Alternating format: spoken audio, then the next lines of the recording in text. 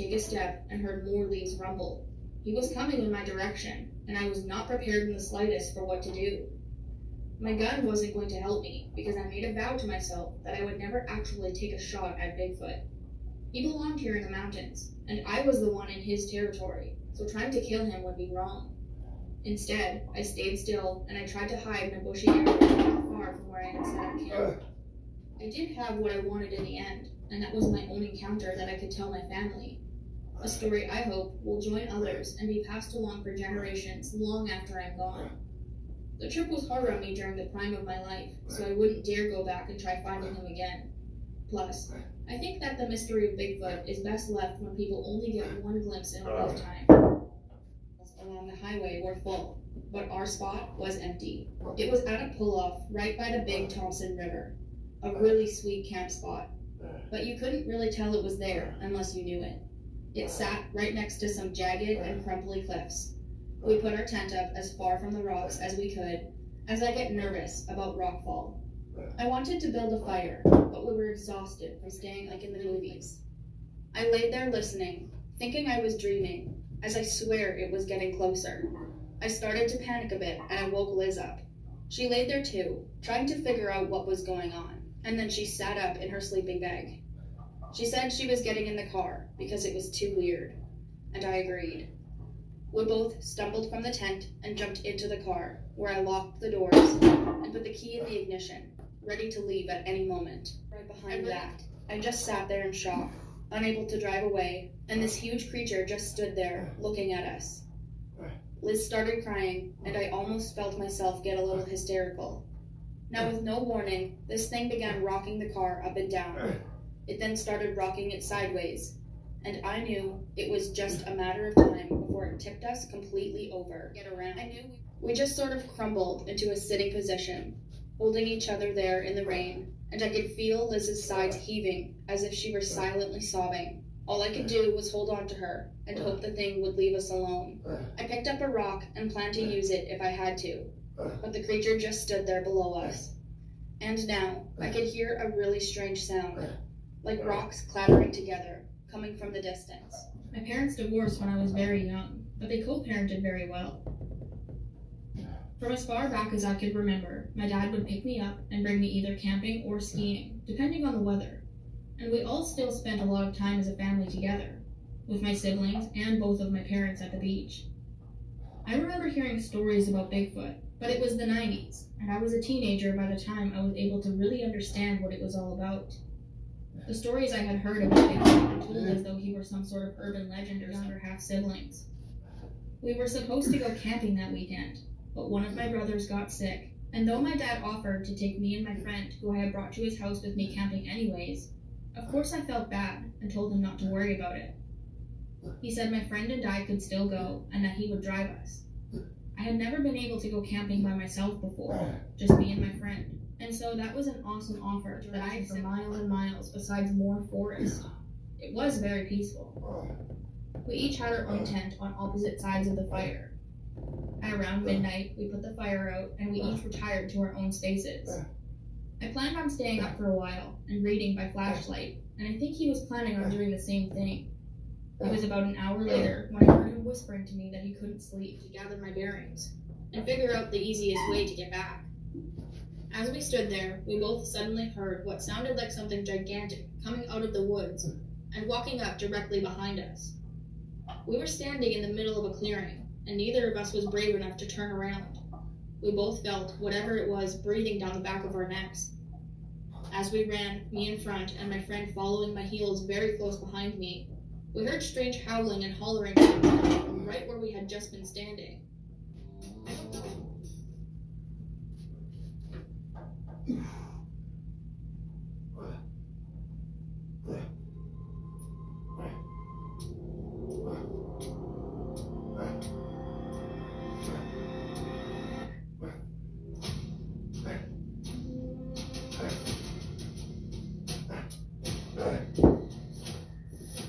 Started to move.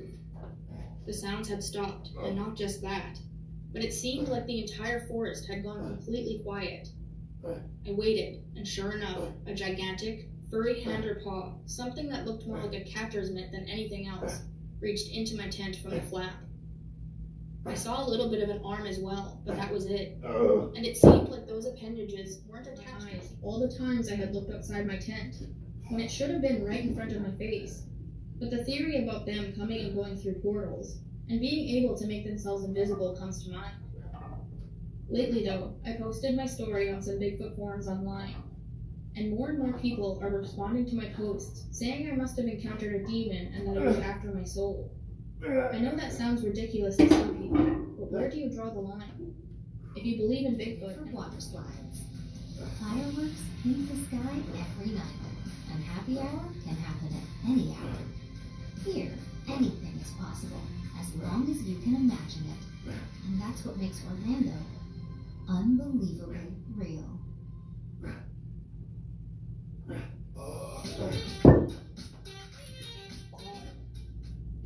The cab of my truck started to fill up with a strong smell like rancid garbage, so I quickly rolled up my window, flipped off the air conditioner for a few moments, and made sure to take it off the recycled air setting.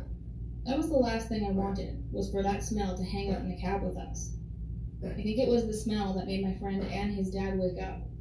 They wanted to know if I ran over a skunk or something, and I told them no, I hadn't. Or sighting of a Sasquatch, and would like your story told here. Please email us at bigfootcasefiles@mail.com. We look forward to hearing from you. Thank you for listening.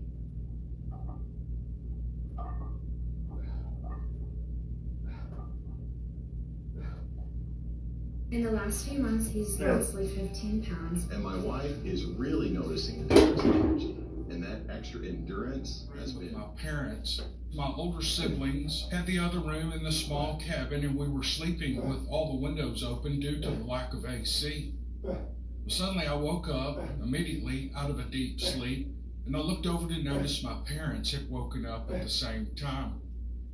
We knew we heard something, but our inside dogs that barked at everything hadn't made a sound. One of them, my dad and I tried together to snap one, and we couldn't snap it. It was odd, but I've heard similar accounts as they seem to be extremely territorial. My third and last occurrence happened in December of 2015 or January of 2016.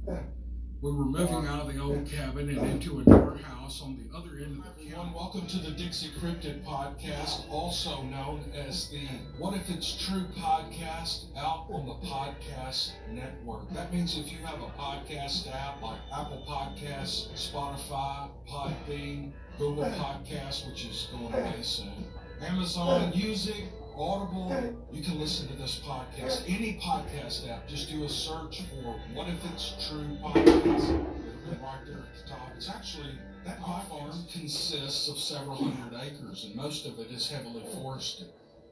The rest of it is operated as a cattle ranch. Virtually all the land within a few miles of us is owned by relatives.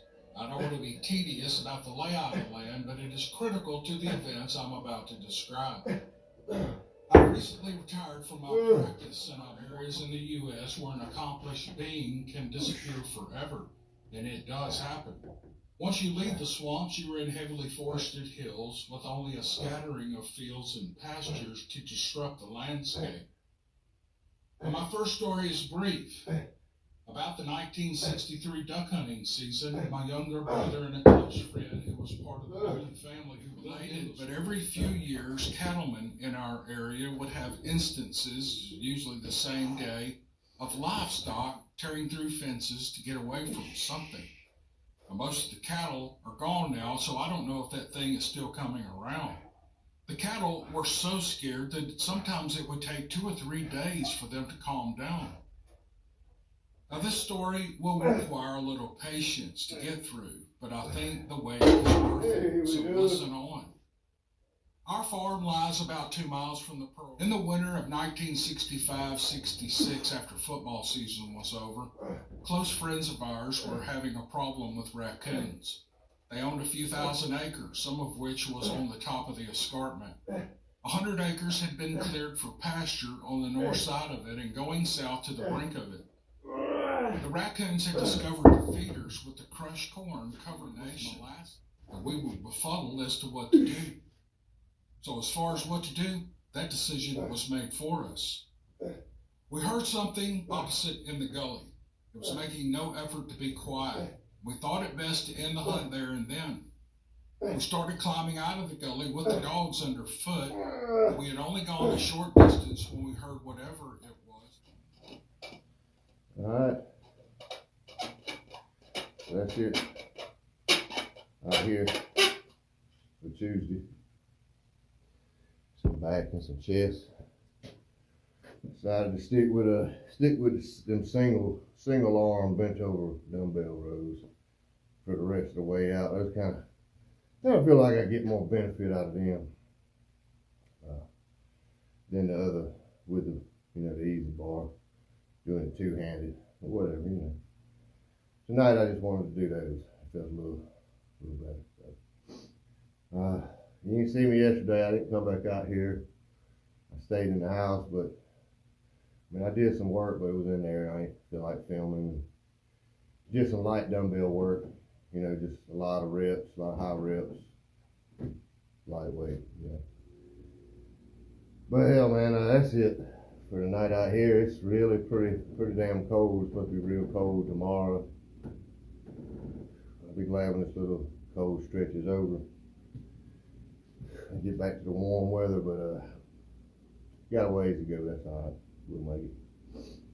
All right, so more than likely see y'all again Thursday. So till then y'all, take it easy.